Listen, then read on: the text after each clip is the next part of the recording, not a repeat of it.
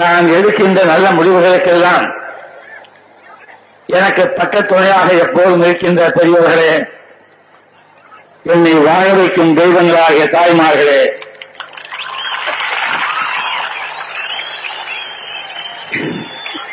என் ரத்தத்தின் ரத்தமான உடன்பிறப்புகள்,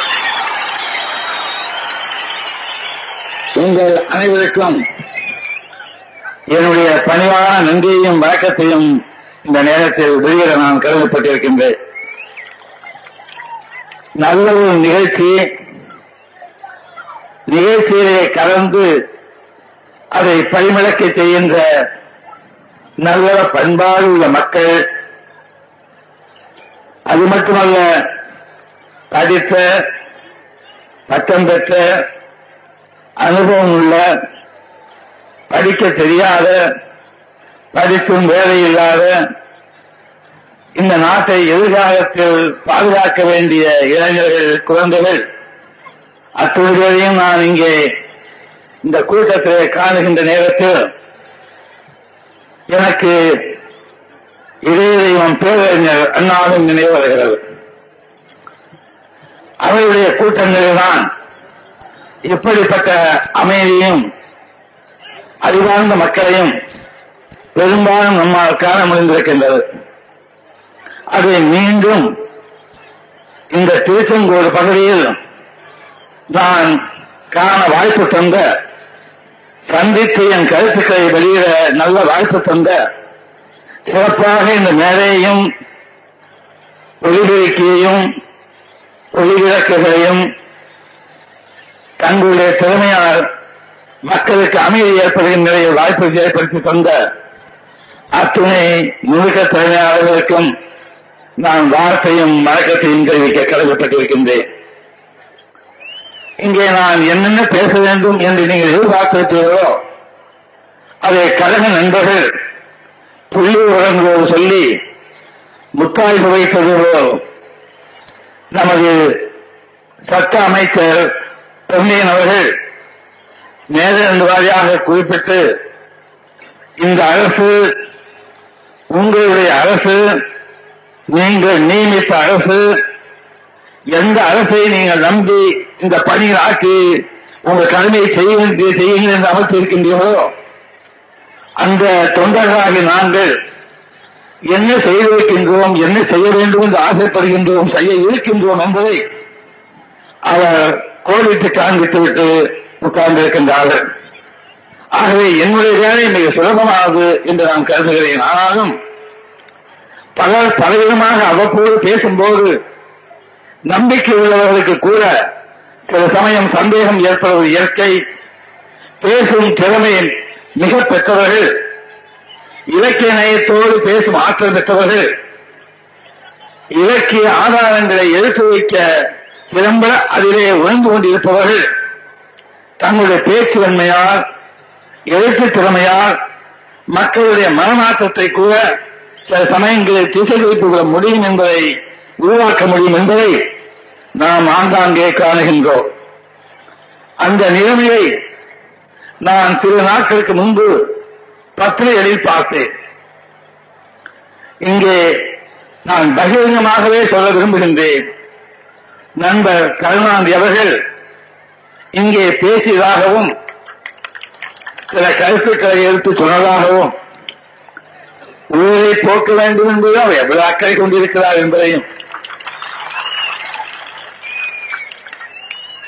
அராஜகத்தை உருவாக்குகின்றவரை அடக்க எவ்வளவு ஆசைப்படுகிறார் என்பதையும், சர்வாதிகாரத்தை விரைவுக்கு அனுப்புவதற்காக அவர் எவ்வளவு போராடும் மனோபாவத்தை இவ்வளவு வேகமாக பெற்றிருக்கிறார் என்பதையும் அந்த பேச்சுக்களை நான் கண்டேன், புரிந்தேன். ஆனால் ஒரு திகைப்பணி ஏற்பட்டது.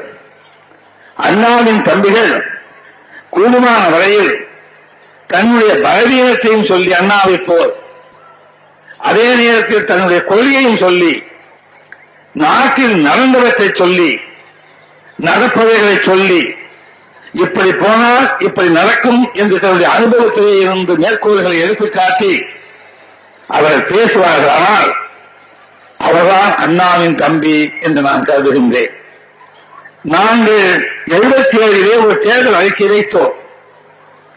அதை செய்வதற்கு எங்களுக்கு வாய்ப்பு தந்தார்களா என்றால் 2 ஆண்டு காலம் தினமும் ஒரு போராட்டம் என்பதற்கு பதிலாக தினமும் ஒரு போராட்டம் அல்ல 3-4 போராட்டம் என்று பல்வேறு இடங்களில் வைத்து திருடனை கண்டுபிடிப்பதற்கு காவல்துறையினர் பண்ணியிருக்க முடியாது.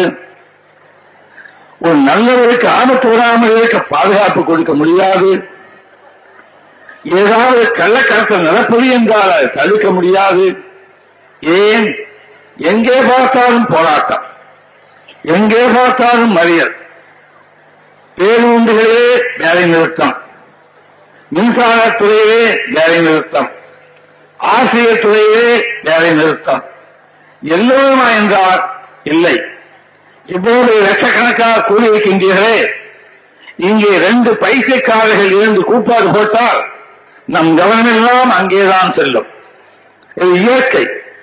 இங்கிருந்து பலர் ஓடுவார்கள், என்ன என்று தெரியாமல் பெண்கள் சிதறுவார்கள், இளைஞர்கள் பயந்து வெளியே வரும்போது நெசுக்கப்படுவார்கள் ஓடுகின்ற பெரியவர்களால். இவ்வளவு குழப்பங்கள் ஏற்படும். யாரா? 2-3 பைசைக்காரர்களா? இன்று காலையில் நடந்தது. டெல்லியில் இருந்து நாடாளுமன்ற தலைவர் இந்த பாராட்டு விழாவை கலந்து கொள்ள வேண்டும் என்று வந்திருக்கிறார். அங்கே என்ன நிலைமை என்பது உங்களுக்கு தெரியும். அங்கே இருக்கின்ற சிவசங்கர் என்ற அமைச்சர் இந்த காலையில் இங்கே வந்திருந்தார். ஒன்றுமில்லை, ஒரு பைத்தியம். அந்த நாடாளுமன்ற உறுப்பினர் பேச தொடங்கிய போது ஒரு கூச்சல்.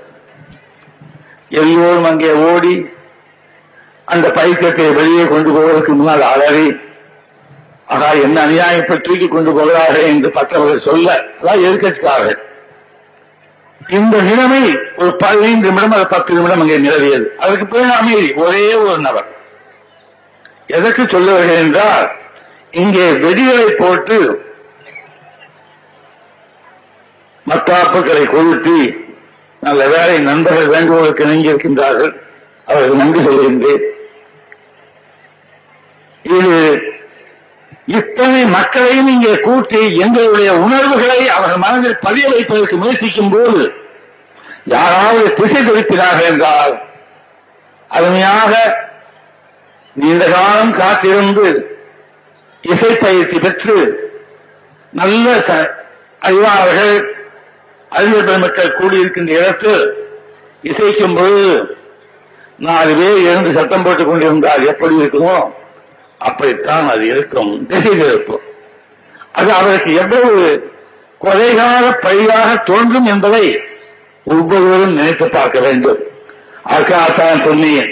இவருடைய மாபெரும் கூட்டத்தை பார்த்தவுடனே எனக்கு அண்ணாவின் ஞாபகம் வந்தது என்றால், அவர் பேசுவதற்கு எழுந்திருக்கும் போது சில கூச்சல்கள் இருக்கும், குழப்பங்கள் இருக்கும். ஒரு 5 நிமிடம் பேசுவதற்குள் அது எப்படித்தான் அமைதியாக அமையுமோ எனக்கு தெரியாது. அவர் பேசி முடிந்து உட்கார்ந்து எழுந்து போகிற வரையில் அந்த அமைதி இருக்கும். நீங்கள் எப்படி என்று இருக்கிறார், இப்போது அப்படி இருக்கிறீர்கள். அதை நான் பாராட்டி சேர வேண்டும். நான் எப்போதும் கொஞ்சம் சந்தேகத்திற்குரியவன். என்னில் அல்ல, என்னுடைய திறமையில். எல்லோரையும் ஈர்க்கும் சக்தி எனக்கு இருக்கிறதா என்பது எனக்கு தெரியாது. சமீபத்தில் கருணாநிதி அவர் சொன்ன பிறகு ஓமன் நான் ஒரு அழகந்தான் போல் இருக்கிறது என்ற ஒரு நம்பிக்கை. இதுவரையும் எனக்கு அப்படி இல்லை. அவர் சொல்லி இருக்கிறார், நான் என்ன அழகாக இருக்கிறேனா, நான் என்ன வெள்ளையாக சிறப்பாக இருக்கிறேனா, ஒரு கூட பேசியிருக்கார். இங்க பேசினால்தான் தெரியாது. இந்த அழகுக்கும் வயதிற்கும் அரசியலுக்கும் என்ன சம்பந்தம் என்பது எனக்கே புரியவில்லை. சினிமாவை நடித்துக் கொண்டிருந்தால் கவலைப்பட வேண்டும். இங்கே சுருக்கம் வரக்கூடாது, இங்கே கருப்பாக இருக்கக்கூடாது, கொப்பை தொந்தி எல்லாம் வந்து அசிங்கமா இருக்கக்கூடாது பயப்படலாம். ஒரு அரசியல்வாதியான பிறகு அழகை பற்றி என்ன கவலை? மகாத்மா காந்தி கிட்ட என்ன அழகு வந்தது என்று அவருடைய 70-80 வயது காலத்தில் இவ்வளவு பேர் மக்கள் அவர் நாடி சென்றார்கள். ஒரு நம்பிக்கை. அந்த நம்பிக்கையை கெடுக்க வேண்டும் என்பதுதான் என் நண்பருடைய மிகப்பெரிய ஆவா. எத்தனையோ வரை முயற்சி பார்த்தார். உங்களுக்கு எல்லாம் தெரியும், உங்களுடைய பொறுமையை சோதிக்க நான் விரும்பவில்லை. ஆனால் என்னுடைய நிலைமையை நான் விளக்கித் தேட வேண்டும். இது எம்ஜிஆருடைய வாழ்க்கையை விளம்பரம் என்றல்ல, விளக்கம் என்று சொல்ல வேண்டும். இங்கே இருக்கின்ற திராவிட முன்னேற்ற கழக நண்பர்கள் ஆயிரக்கணக்கில் இங்கே இருப்பார்கள், எனக்கு தெரியும். இங்கே இருக்கின்ற அத்தனை பேரும் அதிமுக உறுப்பினர்கள் என்று நான் சொல்லிக் கொள்ளவில்லை. அந்த பயிற்சியும் எனக்கு இல்லை. மதத்தை சார்ந்தவர்கள், மத நம்பிக்கை உள்ளவர்கள், மத நம்பிக்கை இல்லாதவர்கள், கடவுள் நம்பிக்கை இருக்கிறவர்கள், கடவுள் நம்பிக்கை இல்லாதவர்கள்.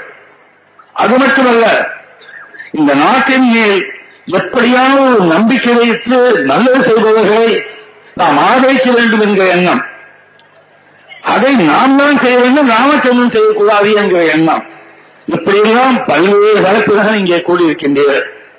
ஆகவே நான் என்னை ஏமாற்றிக் கொள்ளாமல் என் விளக்கத்தை தருவது அனைத்து இந்திய அதிமுக கழகத்தினுடைய கொள்கைக்கு விளக்கம் தருவதாக அமையும் என்பதால் நான் ஒன்றை சொல்ல விரும்புகின்றேன். 1972ஆம் ஆண்டு என்னை கட்சியில் இருந்து அவர் வெளியே அனுப்பினார். என்ன சொல்லுகிறார் தெரியுமா? இப்பொழுதும் கூட 11 ஆண்டுகளுக்கு பிறகு, மக்கள் எல்லோருக்கும் உண்மை தெரிந்த பிறகு, எம்.ஜி. ராமச்சந்திரனுக்கு ஏதோ நன்மையாக இருக்க வேண்டும் என்று கருதி அவர் சுயநலத்திற்காக யாரோட பேசி அந்த கட்சிக்கு உதவி செய்வதற்காக அவர் எங்களை சோதனைக்கு உள்ளாக்கி கட்சியிலிருந்து பிரிந்து போனார்.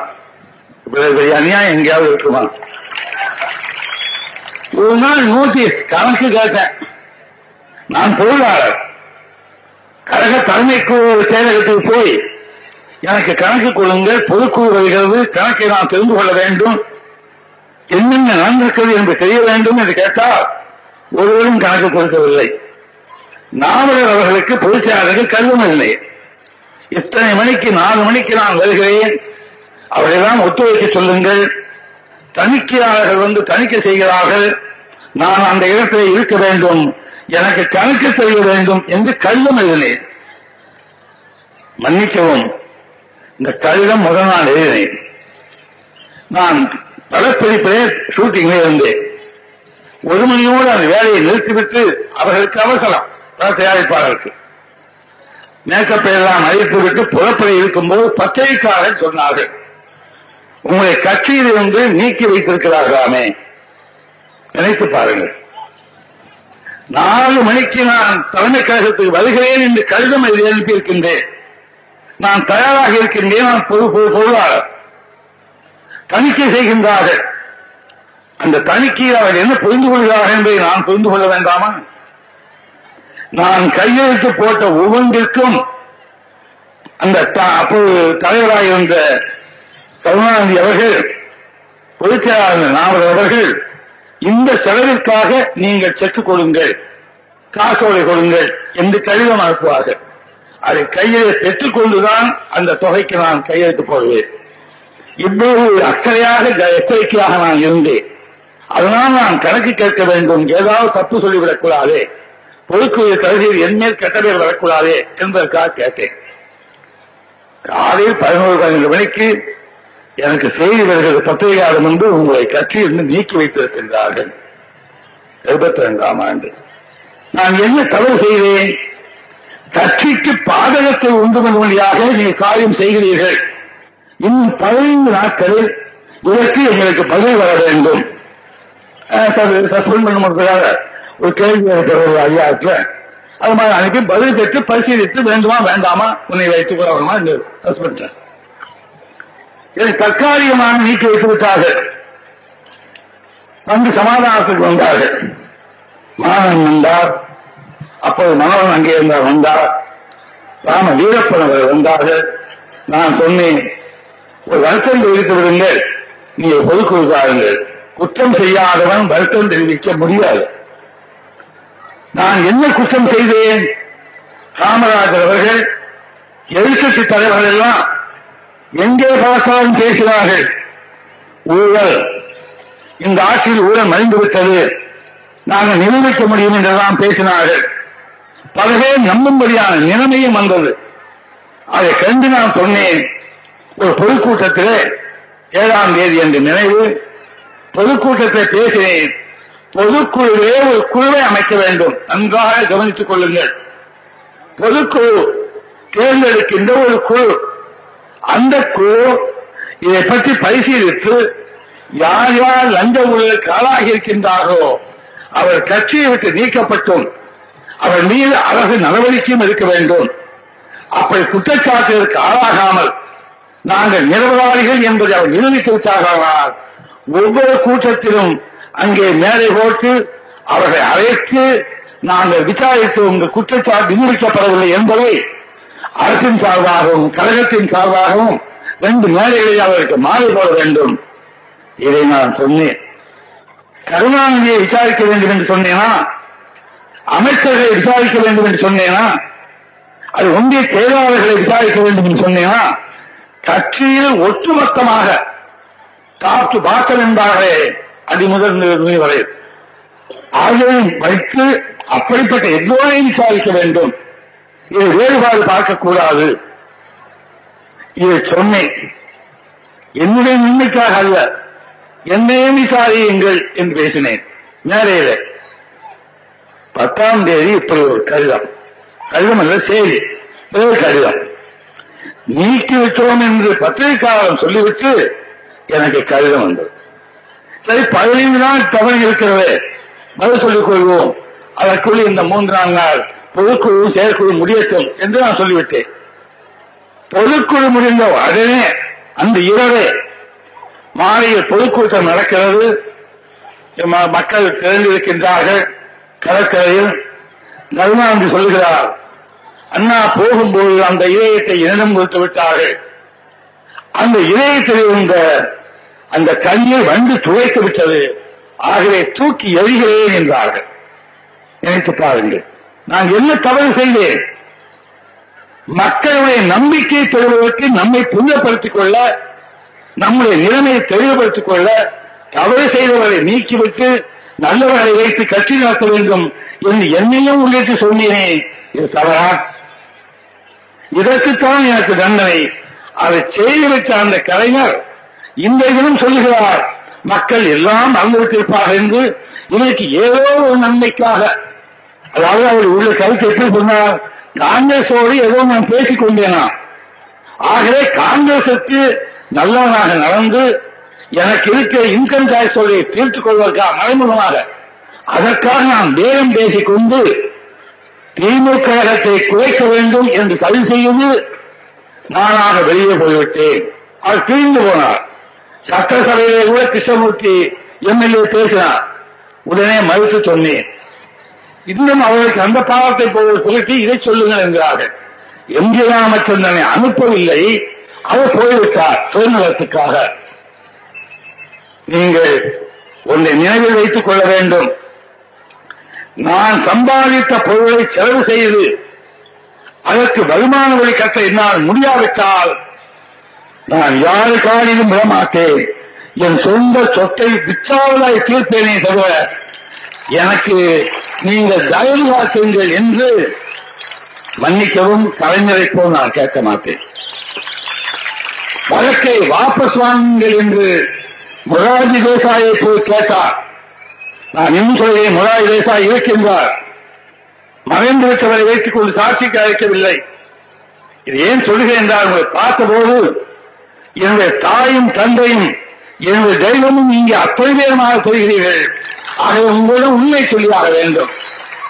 அவர் சொன்னார் என்னிடம், கருணாநிதி வந்தால் தண்ணீருடைய வழக்கை வாபஸ் வாங்க வேண்டும் என்று கேட்டார். நான் கேட்டேன், நீங்கள் தவறு செய்திருக்கிறீர்களா? உன்னை கருணாநிதி சொன்னார், இல்லை தவறு செய்யவில்லை. அப்படியானால் வழக்கு மன்றத்திற்கு போய் ஜெயிச்சு விட வேண்டியதானே, எதற்காக வாபஸ் வாங்க வேண்டும்? நான் வாபஸ் வாங்கிவிட்டால் உங்களுக்கு மேலும் கெட்ட பெயர் வரும், அது வேண்டாம், வழக்கு மன்றத்தை வெற்றி பெறுங்கள் என்று சொல்லிவிட்டார். இப்போது என்ன நடந்தது?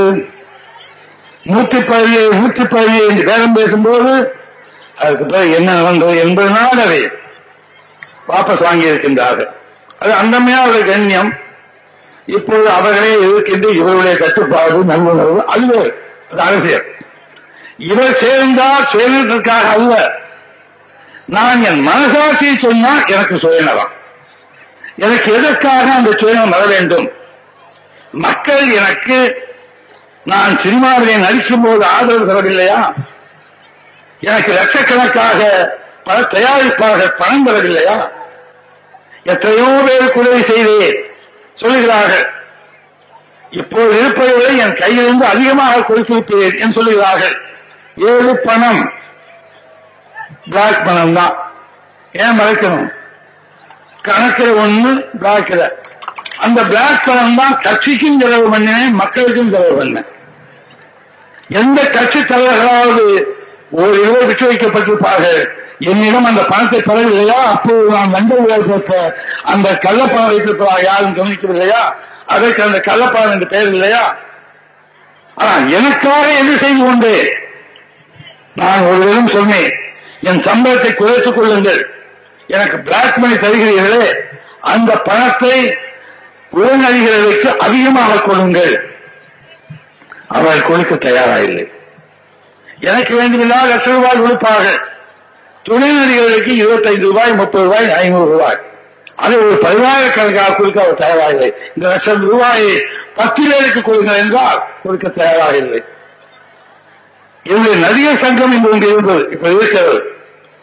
அதை ஆரம்பித்தவர்கள் நான் ஒருவர், அனைத்து இந்திய தென்னிந்திய நடிகர் சங்கம். அதற்கு நான் ஒரு திட்டத்தை கொடுத்தேன்.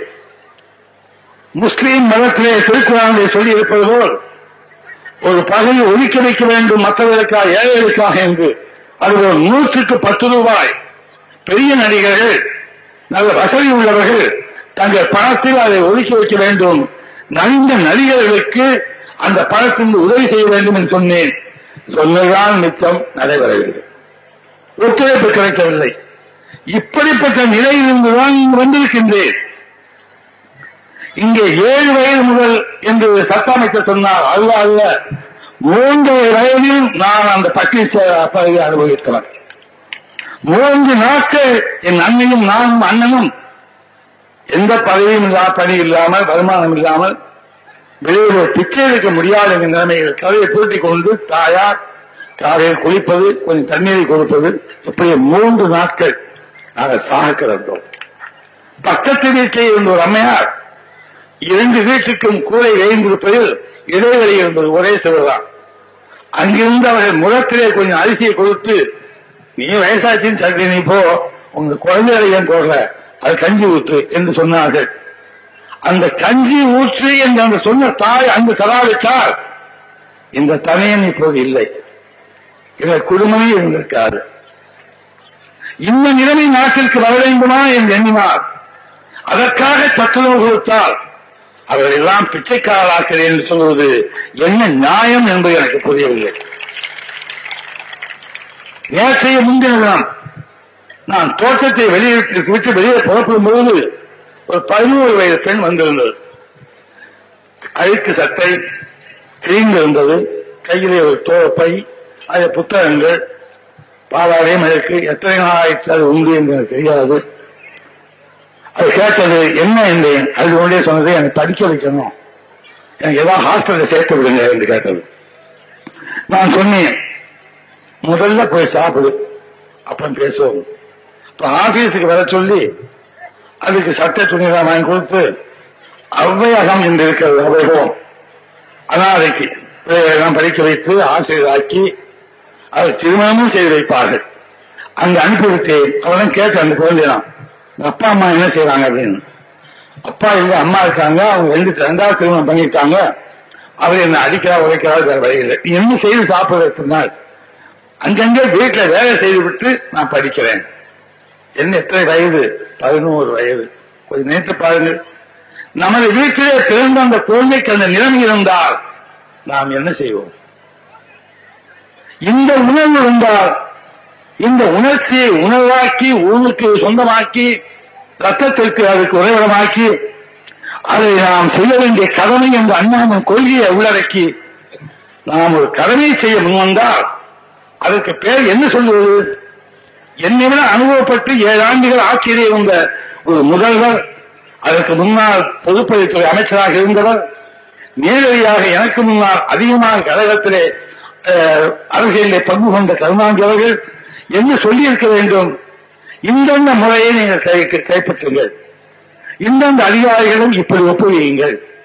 உங்களுடைய ஆசை நல்லதுதான், நீங்கள் செய்ய வேண்டிய முறை இப்படிப்பட்டது, என்னுடைய அனுபவத்துக்கு தந்தவரை என்று சொல்ல வேண்டாமா? சட்டசபையில் என்ன சொன்னார்? 15 ரூபாய் மாதம் அந்த குடும்பத்திற்கு கொடுத்து விடுங்கள். இப்ப என்ன தெரியுமா நடக்கும்? வயிற்றுச்சலோடு சொல்றேன், நான் தான் கொண்டு வந்திருக்கேன், மதுரை தளர்த்தியிருக்கேன். அந்த 15 ரூபாயும் ஒவ்வொரு நாளும் சகாய கடைக்கு தான் போகும். அல்லது குழந்தை வீட்டுக்கு உடம்பு செய்யலன்னா அந்த மருந்துக்கு போகும். அவசியமா ஒரு துணி வேணும்னா அதுக்கு போகும். இதையெல்லாம் கற்பனை செய்து பார்க்க வேண்டாமா? அந்த குழந்தைகளுக்கு சாப்பாடு வேண்டும், அவளுக்கு உணவு வேண்டும். பசி இல்லை என்றால் அவள் நிச்சயமாக எதுவும் கவனம் செலுத்த முடியும். நான் முன்பே சொன்னேன், வெளிநாடுகளுக்கு போயிட்டு வந்தபோது அந்த குழந்தைகள் எவ்வளவு திரகாத்திரமாக இருக்கின்றார்கள், எவ்வளவு வலுவாக இருக்கின்றார்கள், எவ்வளவு அறிவோடு செயல்படுகிறார்கள் என்றெல்லாம் பாராட்டி சொல்லியிருக்கின்றேன். நம்முடைய நாட்டில் என்றாவது ஒரு நாள் அந்த நிலை வர வேண்டாமா? 200 கோடி ரூபாய் விரயம் செய்கிறார்கள், தொழிற்சாலை கட்டினால் என்ன? இந்த பத்தரை காகித தொழிற்சாலைக்காக 190 கோடி ரூபாய் இப்ப செலவாகிறது. இன்னும் 5-10 ஆனாலும் ஆகலாம், விலைவாசி உயர்கின்ற காரணத்தால். எங்கு தொடர்ந்தோம்? 78-79 ஆரம்பிக்கப்பட்ட முயற்சி. இன்னும் ஒரு ஆண்டுக்குள் அல்லது 6 மாதத்திற்குள் அது திறக்கப்படலாம். எத்தனை பேருக்கு வேலை? ஒரு 3000-4000 பேருக்கு வேலை கிடைத்தால் அதிகம். உபத்தொழில்கள் என்ற அளவில் கிடைத்தால் ஒரு 5000 பேருக்கு. அந்த 15,000 குடும்பங்கள் என்று வைத்துக் கொள்ளுங்கள், அவர்கள் தொழில் கிடைக்கிறது. இந்த 65 லட்சம் குழந்தைகள் இந்த 5 ஆண்டு காலம் பட்டினி கிடக்க வேண்டுமா? இவர்களுக்கு என்று ஒரு திட்டம், நாடு முன்னேற வேறு வகையிலே தொழில்களுக்கு திட்டம். இப்படி பிரித்து பார்க்க வேண்டாமா? எல்லாம் பெரிய தொழிற்சாலைகள் என்றால் கிராமத்தில் இருக்கின்றவர்கள் என்ன வேலை செய்வது? இப்ப என்ன சொல்லுகிறார்கள்? குழந்தைகளை படிக்க வைக்கும் போது களிமண்ணை கொடுத்து பொம்மை செய்ய சொல்லலாம். இது ஒரு தொழில் தான். சில சமயத்தில் சிலருக்கு இந்த 65 லட்சம் பேருக்கு இதே தொழிலை சொல்லிக் கொடுத்தால் அது என்ன ஆகும்? இன்னும் நான் கேட்டுக்கொண்டே வருகிறேன். படித்திருக்கின்றவர்கள், இங்கே இருக்கின்றவர்கள், பத்திரிகையை படித்து தெரிந்து கொண்டிருக்கிறவர்கள், மற்றவர்கள் சொன்னார்களோ இல்லையோ அவர்களுக்கு தெரியும். அந்த வாய்ப்பை பெறாத படித்தவர்கள் நாட்டில் இருக்கின்றார்கள், படிக்க தெரியாதவர்கள் இருக்கின்றார்கள். அவர்களுக்கு தெரியாது. இன்றைக்கு 65 லட்சம் குழந்தைகள் 2 to 10 வயது வரை, அது 40 லட்சம் குழந்தைகள் 5 to 10 வரை என்று வைத்துக் கொள்ளுங்கள். இவர்கள் இந்த 5 ஆண்டு திட்டம் என்றில்லாமல் ஆண்டுக்காண்டு கொடுக்கின்றோமே, இன்னும் 15 ஆண்டு ஆனால் இந்த 10 வயது அடைகின்ற குழந்தைக்கு என்ன வயது இருக்கும்? 25 வயது. இன்னைக்கு ஒரு அரைநிதா சின்ன அரைச்சலை சட்டை போதும், கொஞ்சம் சாப்பாடு போதும், அவருக்கு வேறு தேவையில்லை, படிப்பு படிக்கலாம். 25 வயதாகும் போது அவருடைய தேவை என்ன? குடும்பத்திற்கு பாதுகாப்பு கொடுக்க வேலை செய்ய வேண்டும். என்ன வேலை? தொழிற்கல்வி கற்றுக் கொடுக்கின்றோமா? எல்லோருக்கும் தொழில் செய்ய தெரிகிறதா? BA படித்தவரை போய் கேட்டால் ஏதாவது ஒரு தொழில் செய்யணும், பார்ப்போம், ஏதாவது குமஸ்தாபாகத்தான் போக வேண்டியிருக்கும், இதைத்தான் சொல்லுகிறார்கள். எத்தனை ஆண்டு அவர்கள் பள்ளியிலே காலத்தை கழிக்கின்றார்கள். அத்தனை ஆண்டுகள் படித்த பிறகும் கூட, BA படித்து பட்டம் பெற்றும் கூட எத்தனை பேர் பெறுகிறார்கள் என்றால், அப்படி பெற்றாலும் கூட BA படிப்பதற்கு எத்தனை வருஷம், பொறியியல் இன்ஜினியராக படிப்பதற்கு மீண்டும் எத்தனை வருஷம், லா சட்டம் படிப்பதற்கு எத்தனை வருஷம், இதை படித்த பிறகும் அதை அங்கே போய் அந்த பணியை செய்ய கற்றுக்கொள்வதற்கு சில ஆண்டுகள். அதற்குள் என்ன சட்டம் போட்டிருக்கின்றோம்? 28 வயதிற்குள் அவர்கள் வேலை வாய்ப்பு பெற்றாக வேண்டும் அரசாங்கத்தில். இல்லாவிட்டால் அவருக்கு வேலை வாய்ப்பு இல்லை.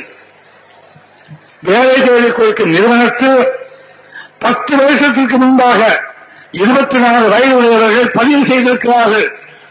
இன்றும் வேலை கொடுக்க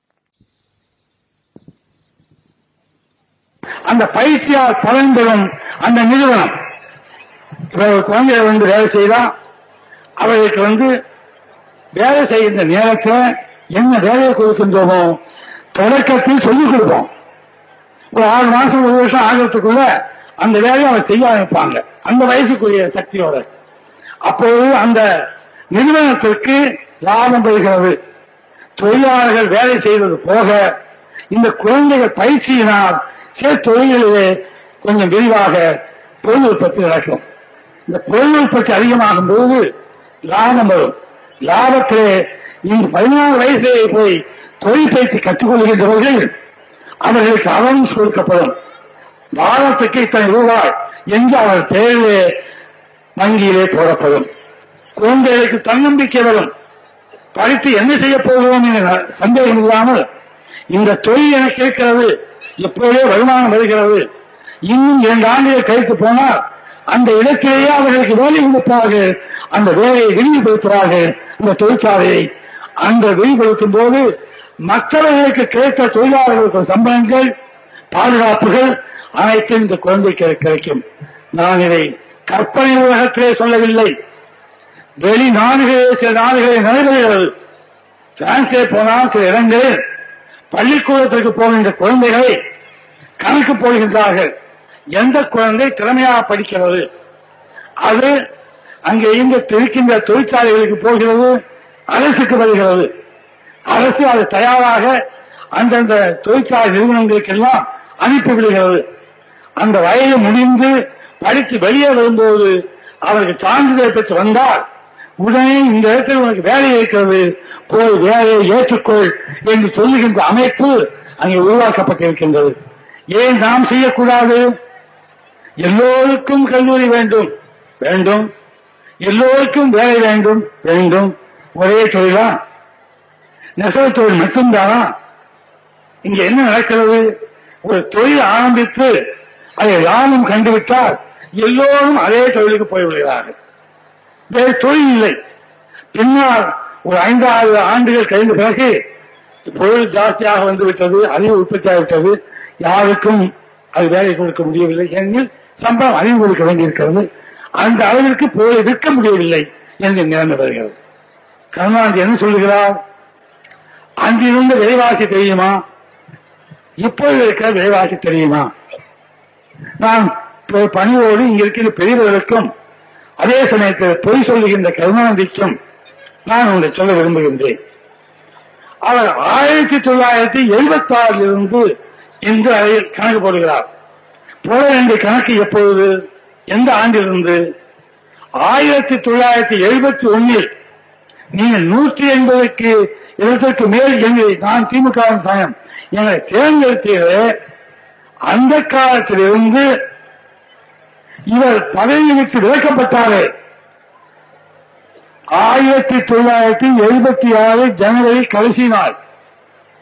அதுவரையும் நான் சொல்ல வேண்டும். 1976 ஆண்டு முழுவதும் இவர் எங்கே பதவியில் இருந்தார்?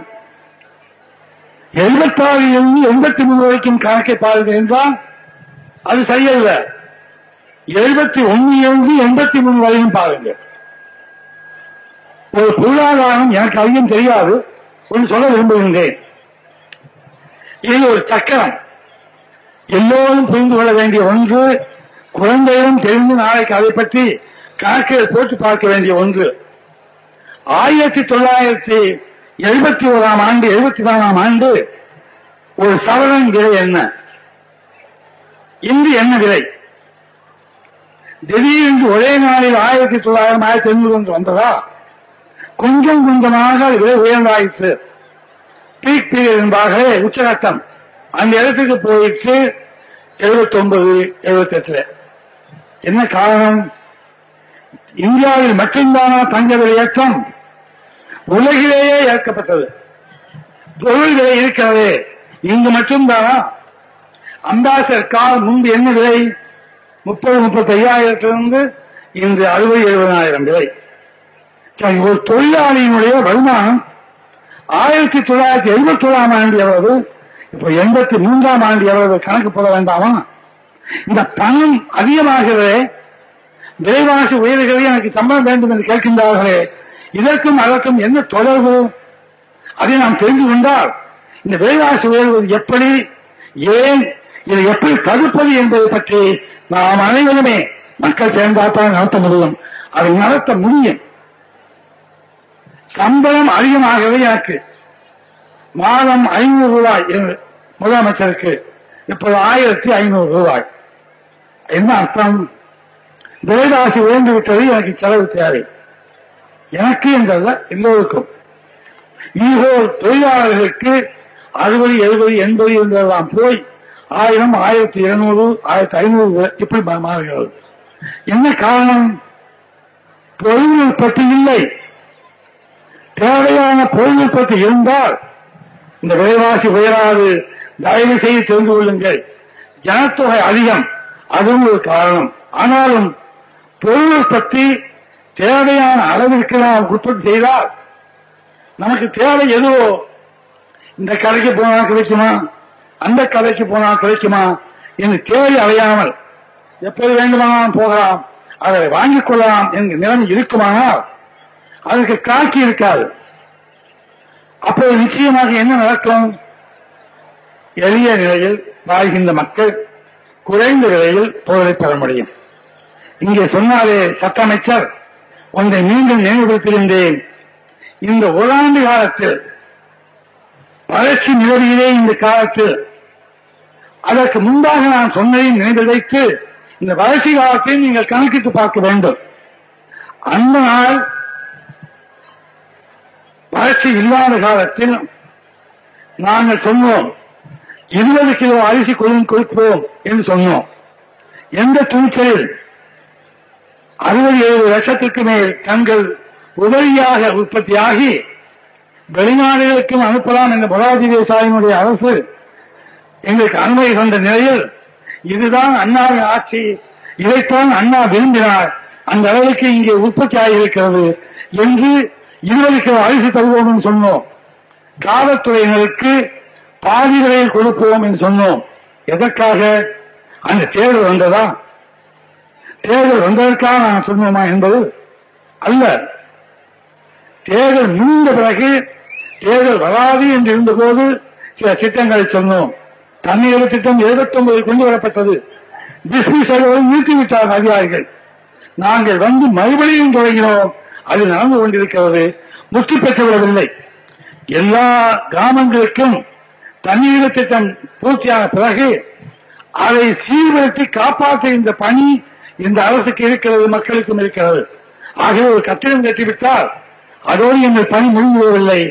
அக்கட்டிடத்தில் சுண்ணாம்பு அடிப்பது, தேவையானவைகள் அளிப்பது, எங்கேயாவது இடிபாடு இருந்தால் திருத்தி அமைப்பது, விளக்கில் என்றால் விளக்கு போடுவது, பல்புக்கு கெட்டு போய்விட்டால் புதிய பல்ப் போடுவது, இது போன்ற பாதுகாப்பு நிலைமைகள் தொடர வேண்டும். ஆகவே அந்த தொழில் தெரிந்தவர்களுக்கு எப்போதும் வேலை உண்டு. அந்த வேலைகளை எல்லாம் கற்றுக்கொள்ள வேண்டும். ஒரு சுண்ணாம்பு அடிக்கிறவர் ஒரு சாதாரண தொழிலாளி என்று நாம் ஆட்சிப்படுத்த முடியாது. மூட்டைப்பூச்சி அதிகமாக இருக்கிற வீட்டில் குடியிருப்பவர்களுக்குத்தான் சுண்ணாம்பு அடிப்பது எவ்வளவு நல்ல வேலை, எவ்வளவு சிறப்பான வேலை என்று தெரியும். அதுபோல் ஒவ்வொன்றும் தான் இந்த பணியை செய்வதற்கு நாம் முயன்றால், ஒத்துழைத்தால் இந்த நாட்டிலே நிச்சயமாக சொல்கிறேன், அந்த 20 கிலோ அரிசி கொடுக்கின்ற திட்டம் மீண்டும் வெகு அண்மையில் வரும் என்ற நம்பிக்கையோடு நான் வாழ்ந்து கொண்டிருக்கின்றேன். காரணம், அரிசி கிடைக்க வேண்டும். இன்னும் கொஞ்சம் மழை பெய்தால், கர்நாடகத்திலிருந்து தண்ணீர் வந்தால் அது காப்பாற்றப்படும், அந்த பிரச்சனை தீரும். சொல்வார்கள் சட்டையில் இருந்தால் தானே அகப்பெயர் வரும். இங்கே சட்ட அமைச்சர் அந்த குறிப்பை சொல்லிவிட்டு போனார், அரிசி இல்லை என்று சொன்னார்கள். நாங்கள் அவங்களுக்கு கொடுக்கவில்லை, ஆகவே இவர்கள் கொடுக்கவில்லை. நியாயம் என்றால் கருணாநிதி ஒரு தமிழன் சொல்லலாமா? நான் தவறு செய்தேன் என்று வைத்துக் கொண்டு செய்யவில்லை. தவறு செய்தேன் என்றாலும் தமிழகத்திற்கு அரிசி வேண்டும் என்பதற்காக எங்களோடு ஒத்துழைத்திருக்க வேண்டாமா? இவர் அந்த நிலைமை எடுத்திருந்தால் நாங்கள் சும்மா இருப்போமா? நாடாளுமன்றத்தில் இவங்க பிரச்சனை அவர்கள் எழுப்பினாலும் நாங்கள் ஒத்துழைக்கவில்லையா? ஆசை தம்பி இருக்கும்போது அவர்களுக்கு திரும்ப நான் வழிமொழிகிறேன் என்று சொல்வதற்கு ஆள் இல்லாமல் நீங்கள் செய்கிறீர்கள். ஒருவர்தான் இருந்தார் அப்போது நாடாளுமன்றத்தில். நாங்கள் 19 பேர் இருந்தோம். இவர் சொல்லுகிறாரே திமுகவை சேர்ந்தவர்கள் நாம் ஆதரிக்கக்கூடாது என்று இருந்தோமா? நாங்கள் தான் அவர் தீர்மானத்தை ஆதரித்து வழிமொழிந்தோம். என்ன காரணம்? தமிழகத்திற்கு நன்மை பயக்க வேண்டும். கருணாநிதி என்ன சொல்கிறார்? இந்த அதிமுக அரசு மத்திய கோட்டாவிற்கு அரிசி ஒதுக்கவில்லை, ஆகவே அவர் எப்படி கொடுப்பார்கள்? தமிழன் பேசலாமா? மறுபடியும் கேட்கிறேன், கருணாநிதி ஒரு தமிழன், அவர் பேசலாமா? என்ன நியாயம்? முதலில் மக்களுடைய வறுமையை போக்குவதற்கு ஒத்துழைத்துவிட்டு நீ தவறு செய்தவன், நீ அங்கே இருப்பதற்கு லாயக்கலைன்னு சொன்னால் அதை நியாயம் இருக்கிறது என்று நாம் ஒத்துக்கொள்ளலாம். நான் பட்டினி இழந்து சொல்லுகிறேன், அங்கே உண்ணாவிரதம் இருந்து மக்களுக்கு சொல்லுகிறேன், நாங்கள் 2 லட்சத்திற்கு மேற்பட்ட அரிசியை மத்திய தொகுப்புக்கு கொடுத்தோம், மீண்டும் கொடுத்த போது வேண்டாம், நீங்கள் வெளிநாடுகளுக்கே விற்றுக் கொள்ளுங்கள் என்று அந்த அரசு சொல்லிற்று. ஆகவே எங்களுக்கு நீங்கள் அரிசி தேவைக்கு தந்தாக வேண்டும். அப்போது சொல்லுகிறார், பின்னால் என் முடிவில் குத்துவது போல இவர் செய்தது தவறு, விளம்பரப்படுத்திக் கொள்ளுகிறார், மக்களுடைய நம்பிக்கை பெறுவதற்காக இந்த சென்று செய்கிறார்.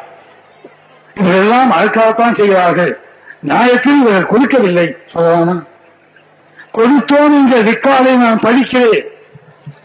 எந்தெந்த கடிதங்கள் எழுதினோம், எப்படி எப்படி கொடுத்தோம், எப்படி பெற்றுக் கொண்டார்கள், எந்தெந்த கிட்டங்களை வைத்திருந்தோம் என்பதெல்லாம் பட்டியல் போட்டு அதிகாரபூர்வமாக இங்கே சொல்வதை விட அங்கே இன்னும் அந்த சட்டமன்றத்தை சொன்னால் பதில் சொல்ல வேண்டும். அங்கே சொன்னேன், கொள்கையும் ஏற்றுக்கொள்ளவில்லை, சங்கலிங்க நான் ஏற்றுக்கொண்டார், திமுகத்தை சேர்ந்த உறுப்பினர் அங்கே எதிர்கட்சி தலைவராக மேற்செல்வது என்றார், அவர் நியாயம்தான் என்றார். ஆனால் கருணாநிதி சொல்லுகிறார், அவர் தவிர இது அநியாயம், இது அவர் கட்சிக்காக செய்கிறார்கள், நாட்டு மக்களுக்காக அல்ல. அரிசி கேட்பது எனக்கா? எனக்கு அவ்வளவு பெரிய நான் லட்சக்கணக்கான டன் சாப்பிட அரிசியாக சாப்பிடுறேன், நான் குண்டோ தரேனா? எனக்காக நான் கேட்கிறேனா? எனக்கு பட்டினி சாலை இருந்து பழக்கம். சினிமா நடிக்கும் போது கொஞ்சம் சதை போட்டு விட்டால் ஒரு 48 நாள் வெறும் கீழே சாப்பிட்டு நான் இருந்துருவேன், உண்மையை அழைச்சிருவேன். இப்படி பழகி இருக்கிறோம், எனக்கு அதுவும் தெரிவதில்ல. ஆனால் கருணாநிதி அவர்கள் தமிழன் தமிழன் என்று சொல்லிக்கொண்டு தமிழ்நாட்டுக்கு எவ்வளவு துரோகம் செய்வார் என்பதை நீங்கள் ஒவ்வொன்றிலும் கணக்கப்பட்டு பார்க்க வேண்டும். இதோ இன்னொன்று சொல்கிறேன், இந்த குழந்தைகளுக்கு சத்துணவு போடுகின்றோமே, எந்த ஜாதி என்று பார்த்து போடுகின்றோமா, எந்த கட்சி என்று பார்த்து போடுகின்றோமா, எந்த மதம் என்று பார்த்து போடுகின்றோமா? யார் யார் ஏழையாக இருந்து சாப்பாடு இல்லாமல் கஷ்டப்படுகின்றார்களோ அந்த குடும்பத்திற்கு, தொழிலுக்கு போக வேண்டிய அவசரத்தில் இருக்கின்ற தாய்மார்கள் உள்ள குடும்பத்திற்கு அந்த உணவுகள் சேரட்டும், குழந்தைகளுக்கு கிடைக்கட்டும் என்று மட்டுமல்ல, முதியவர்களுக்கு வயது வந்தவர்கள் இந்த உதவி பணம் யார் யார் வாங்குகிறார்களோ அவர்களுக்கும் மதிய உணவு கொடுக்கிறோம் என்றால் அது தமிழ்நாட்டுக்கு செய்கின்ற துரோகமா? இப்படியே கொடுத்தால் நாடு என்ன ஆகிறது? ஒன்றும் ஆகாது. இந்த திட்டத்தை நிறைவேற்றும் போதே இவர்களுக்கு கல்வியோடு தொழில் பயிற்சியும் கொடுத்து அந்த தேவைக்கேற்ப இன்று இந்த ஆண்டு முதல், அதாவது அடுத்த ஆண்டு முதல் சிறு தொழில்கள், ஒன்றிணைக்கின்ற பெரிய தொழில்கள், மிகப்பெரிய தொழில்கள், ஊக்காய் போன்ற இப்படிப்பட்ட தொழில்களையும் நாம் தயாரிக்க வேண்டும், உற்பத்தி செய்ய வேண்டும், தோற்றுவிக்க வேண்டும். இந்த 3 கடமைகள் இருக்கின்றது. தேர்தல் காலத்தை சொன்னாரே, நிறைவேற்றினாரா கேட்கிறார், எதை நிறைவேற்றவில்லை. அதை விட கருணாநிதி கேட்கிறேன், தேர்தல் அறிக்கையிலே சொல்லாதே செய்கின்றேனே, அதை ஆதரித்தீர்களா? எவ்வளவு திட்டங்களை நாங்கள் புதிதாக சொல்லியிருக்கிறோம். கழிப்பிடங்களை கட்டுவோம் என்று சொன்னோம், கட்ட துவங்கி இருக்கிறோம் ரூபாய் என்று ஒதுக்கி வைத்துவிட்டு பணம் வேண்டாமா? இதற்கு வழி போட வேண்டும் என்றால் போடாதீர்கள், நுழைவு வழி போட வேண்டும் என்றால் அங்கிருந்து சொல்லுவேன், வியாபாரிகள் போடாதீர்கள் என்றார்கள். அதுபோல் டாக்ஸிக்கு கட்டணம் கூடுதல் என்றால் மக்கள் அவதிப்படுவார்கள், அவர் கட்டணம் செலுத்த முடியாது. சரி, துணிகள் மற்றவைகள் பெரிய குடும்பத்திலிருந்து வாங்குகிறார்கள், சாதாரணமாக விசேஷ நாட்டில் வாங்குகிறார்கள், அதுக்கு 2 பைசா 5 பைசா என்று போட்டால் ஐயோ வரி உயர்த்தி விட்டானே. அதே சமயத்தில் நீங்களும் என தூண்டுவதா தெரியுமா? நீ வேலை நிறுத்தம் செய், நன்றாக கவனிக்க வேண்டும். ஆயிரம் ஒரு பக்கம் வேலை நிறுத்தம் செய், இன்னொரு பக்கம் வழி போடாதே. புதிதாக கிணறு வெட்டு, குழாயை, மருத்துவமனை, அங்கே பள்ளிக்கூடம் கட்டு, பார்த்துக்கு நான் எங்கே போவேன்? இதை இங்கிருக்கின்ற மக்கள் அனைவரும் புரிந்து கொள்ள வேண்டும். கேள்வி கேட்பது எளிது, செயல்முறையிலே செயல்படுகின்றவர்கள் அதற்கு தேவையான வாய்ப்பு வசதிகளை பெற வேண்டாமா? எத்தனை கோடி ரூபாய் என்று இருந்ததை நாங்கள் எத்தனை கோடி ரூபாய்க்கு வருமானத்தை உயர்த்தியிருக்கிறோம், அறிவோட்டா எண்ணெய் விலை அதிகமாகிவிட்டது என்கிறார்கள். அந்த விலையை உயர்த்துகிறவர்கள் அரசா, நடுத்தர வர்க்கத்தை இருக்கின்றவர்களா, வியாபாரிகளா? வியாபாரிகள் உயர்த்துகின்றார்கள். அந்த வியாபாரத்தை அரசு எடுத்துக் கொண்டால் இந்த விலைவாசி உயராது. நாம் வியாபாரிகள் வாழ வேண்டாமா? அவர்களுக்கு என்ன தொழில்? புதிதாக வியாபாரம் தொடங்கியிருந்தார்களே, அவர்களுக்கு என்ன வேலை வாய்ப்பு? அவர் பிஏ பட்டம் பெற்றவர் அல்ல, இந்த தொழில் நுணுக்கங்களை தேர்ந்தவர்கள். அப்போது நாங்கள் என்ன செய்ய வேண்டும்? அவர்கள் மனதை மாற்ற வேண்டும். மக்களை நீயுங்கள், லாபத்தை எழுங்கள், அபரிமிதமான லாபத்தை எதிர்பார்க்காதீர்கள், குறைத்துக் கொள்ளுங்கள். அதே சமயத்தில் உற்பத்தியை பெறுங்கள். உற்பத்தியை பெருக்கினால் அவர்கள் விலை அதிகமாக வைத்தால் குறைந்த விலைக்கு விற்கின்ற அந்த கடைக்கு போவார்கள். ஆகவே ஒரு நடுநிலைக்கு வந்து நியாயமான விலையை அவர்கள் விலை விற்பார்கள்.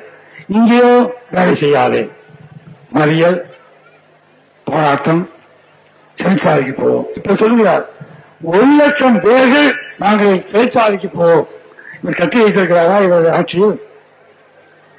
நாங்கள் புதிதாக கட்டிக் கொண்டிருக்கிறோம் என்றால் ஓப்பனர் தியேட்டர் மாதிரி இது போன்ற இடங்களில் அங்கே பாதுகாப்பு போட்டுவிட்டு கைதிகள் அங்கே இருக்க வேண்டும்.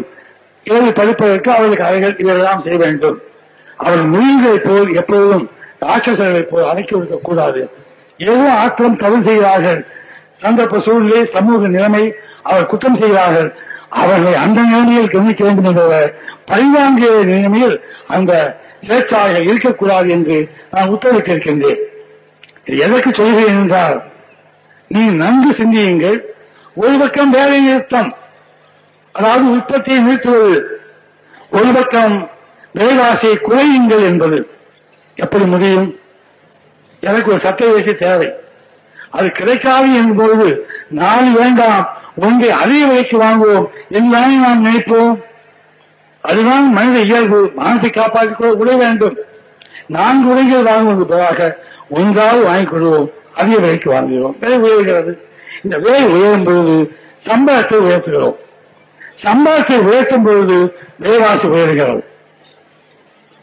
ஒரு பவுனுக்கு என்ன விலை என்று நீங்கள் பார்த்தீர்களானால் 1971 ஆண்டு ஒரு பவுன் விலை, ஆச்சரியப்படாதீர்கள், 150 ரூபாய். 71, அதுதான் சொன்னேன். 71 83 வரையும் பாருங்க, 12 ஆண்டுகள். கருணாநிதி அவர்களை பதவியிலிருந்து விலக்கிய நேரத்தில் பவுன் விலை 410. விலைவாசி உயர்வில்லை என்கிறார்களே, இந்த தங்கத்தின் விலைக்கும் இந்த பணத்திற்கும் தொடர்பு உண்டு. இதை எல்லோரும் புரிந்து கொள்ள வேண்டும். தாய்மார்கள் நிச்சயமாக புரிந்து கொள்ள வேண்டும். இவரெல்லாம் பத்திரிகை படித்தோ அதை வாய்ப்பு இருக்கும், அது பேச்சோ தெரிந்து கொள்வார்கள், பல கூட்டங்களில் போய் தெரிந்து கொள்வார்கள். தாய்மார்கள் தெரிந்து கொள்ள வேண்டும். இந்த பவுன் விலை ஏறும்போது ரூபாயின் மதிப்பு குறைகிறது. இந்த மேலே போடுவதற்கு 500 ரூபாய் போதும் என்றிருந்து 2500 ரூபாய் வர வேண்டும் என்றால் இந்த பொருள்களுக்கு உயர்ந்து விட்டது, மதிப்பு உயர்ந்து விட்டது, ரூபாயின் மதிப்பு குறைந்து விட்டது. இதை தயவு செய்து புரிந்து கொண்டால், ரூபாயின் மதிப்பு ஏன் குறைகிறது? தேவையான பொருள் இல்லை. தங்கம் எளிதாக கிடைக்கும் என்றால் அதற்கு விலை உயர்த்த முடியாது, வியாபாரம் செய்தாக வேண்டும். இந்த நிலைமை வெளிநாட்டில் இருந்து இந்த விலை நிர்ணயம் சுமத்தப்படுகிறது. அப்படியும் இங்கே குறைக்கிறார்கள். அப்படி இருந்தாலும் நான் அதிக நேரம் அங்கே போகவில்லை.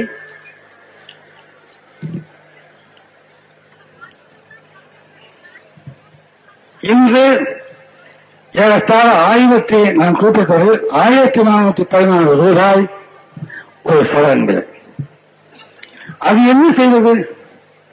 பசியை போக்குதா? மானத்தை மறைக்குதா? ஒண்ணும் இல்லை. ஆனால் தங்கத்தின் விலை உயரும்போது ரூபாயின் மதிப்பு குறைகிறது என்பது ஏனென்றால், எந்த அரசும், இந்திய அரசு என்றாலும் சரி, பிரிட்டிஷ் அரசாங்கம் என்றாலும் சரி, எந்த அரசாங்கம் என்றாலும் நோட்டுகளை அச்சடிக்கும் போது அதற்குரிய தங்கம் இருந்தாக வேண்டும். தங்கம் இல்லை என்றால் அந்த தங்கத்தின் விலை உயர்த்தும் போது ரூபாயின் மதிப்பு குறைகிறது. அப்போது ரூபாய்க்கு ஏதோ மதிப்பு என்பது குறையும் போது பொருள்களின் விலை உயர்கிறது. இந்த மூன்றும் தொடர்புள்ளது என்பதை மறந்துவிடாதீர்கள்.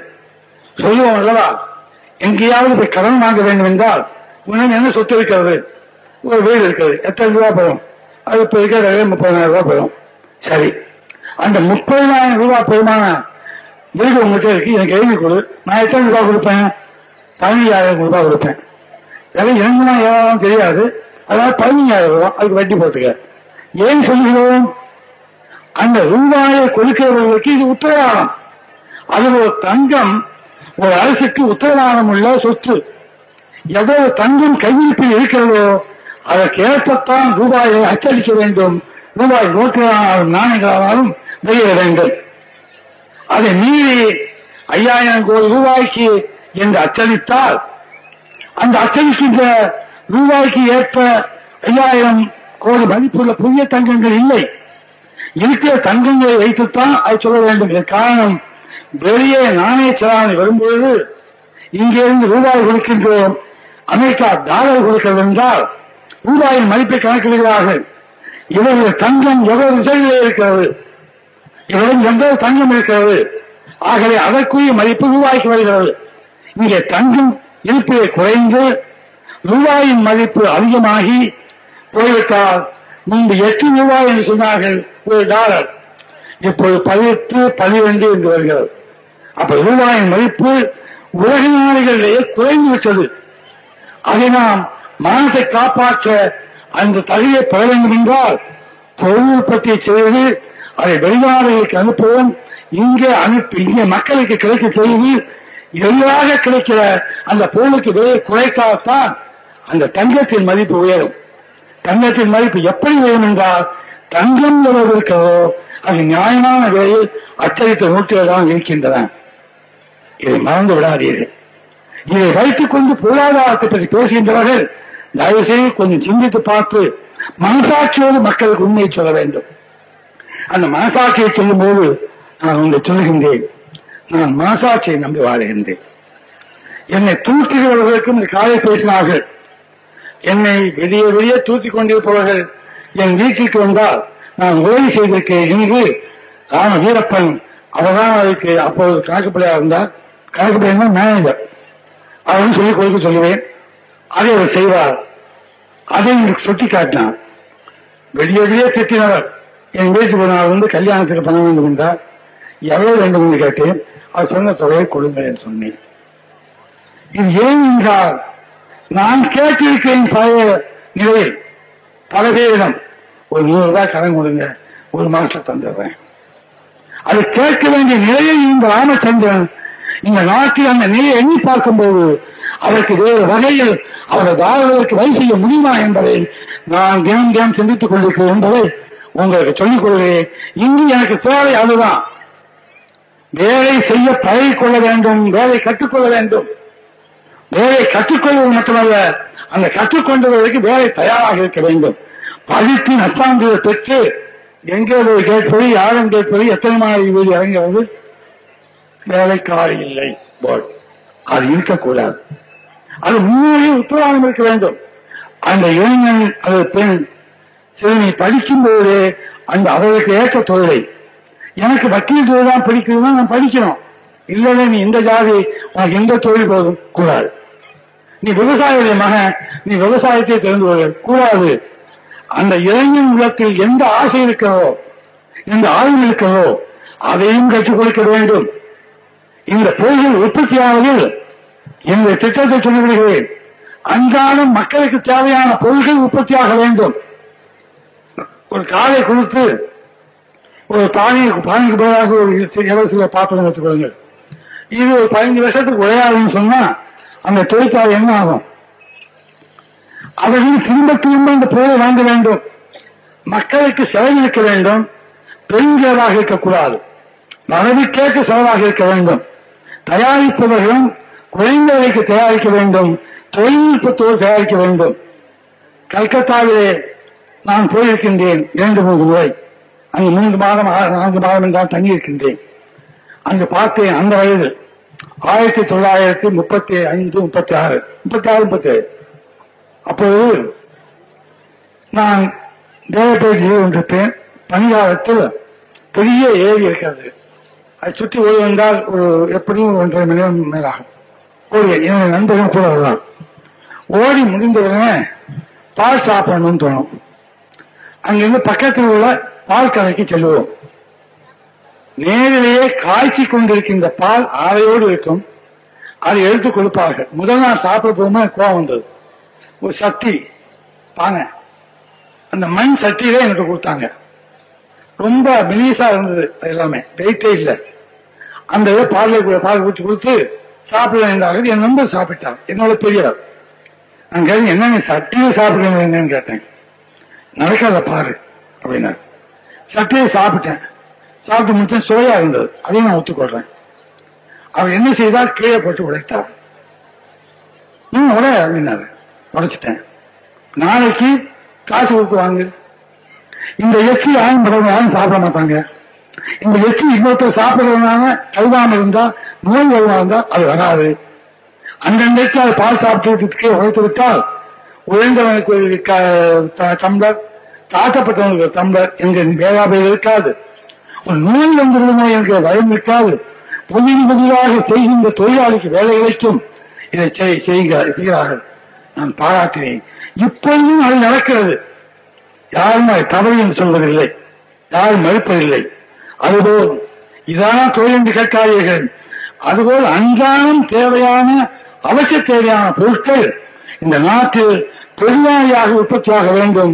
அந்த தொழிலையும் கற்றுக்கொள்ள வேண்டும். அதையும் வசதியும் வாய்ப்போடு கௌரவமாக தன் குடும்பத்தை நடத்துகின்ற வருமானம் வர வேண்டும். அந்த நிலைமை நாட்டு மக்கள் ஏற்றுக்கொள்ள வேண்டும். அவன் என்ன பானை செய்யறானா, இரும்பு தட்டுறானா, அது வரக்கூடாது. அந்த இரும்பத்தட்டு வளையம் போட்டால்தான் இந்த வண்டி ஓடும் நினைச்சு பார்த்தா அடிப்படையான இரும்பு வளையம் தேவை என்கிறது புரியும். அதை அலட்சியப்படுத்தக்கூடாது. அதுபோல் அந்த மரத்தை சீறி அழகாக ஒழுங்காக மேடுபலம் இல்லாமல் நேராக நெரிசல் இல்லாமல் ஒரு சக்கரத்தை செய்து கொடுத்தாதான் அது ஒழுங்கா ஓடும். அதுபோல் பேருந்து, taxi, mini bus, mini taxi இவரெல்லாம் நாம் சொல்லுகிறோம் என்றால் இதையெல்லாம் உற்பத்தி செய்யும் போது அதை ரிப்பேர் செய்வதற்கு மெக்கானிக் தேவை. அந்த தொழிலையும் கற்றுக்கொள்ள வேண்டும். இப்படி நேரம் அதிகமாகும். பல தொழில்களை நாங்கள் அறிமுகப்படுத்த இருக்கின்றோம். எந்த ஜாதிக்கு எந்த தொழில் என்று கிடையாது. அந்த குழந்தைகள் உள்ளத்தில் எதை கற்றுக்கொள்ள வேண்டும் என்ற ஆசை உள்ளதோ அவர்கள் கொடுக்க வேண்டும் என்று செய்கின்றோம். இது எப்படி தவறாகும்? இதை நான் தேர்தல் அறிக்கையில் சொல்லியிருக்கிறேனா? இல்லை.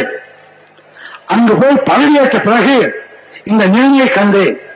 சத்துணவு கொடுக்க வேண்டும் என்று நான் திட்டமிட்ட போது யாரும் சொல்லாமல் ஒரு ரொட்டி வாங்கி கொடுத்தா என்ன செலவாகும் கணக்கு போட்டேன். ஒரு ரொட்டி வாங்கி கொடுத்தா 2 பேருக்கு கூட வச்சுலாம் கெட்டு போகாது. ஆனா எத்தனை நாளைக்கு ரொட்டியை சாப்பிடும் குழந்தைகள்? சுவையாகவும் இருக்க வேண்டும், வேறுபட்ட வகையில் அந்த சமையல் செய்யப்பட வேண்டும், சீராக இருக்க வேண்டும், ஒழுங்காக இருக்க வேண்டும். நான் இன்னும் சொல்கின்றேன், கருணாநிதி அவர்களே, நீங்கள் நன்றாக இருக்க வேண்டும், நீண்ட ஆயுளோடு இருக்க வேண்டும், உங்கள் அறிவு ஆற்றல் இந்த நாட்டுக்கு பயன்பட வேண்டும். ஆனால் உங்கள் உடல்நலம் இருந்தால் தான் அது முடியும். அதை செய்யுங்கள்.